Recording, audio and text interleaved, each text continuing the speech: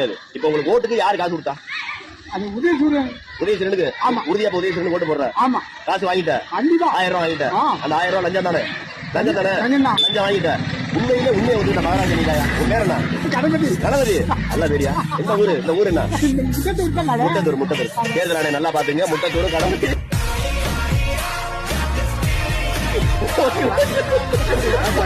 ஓட்டுக்கு லஞ்சம் வாங்கிக்க 1000 ரூபாய் ஐயா ஓட்டிக்கிட்டாரு.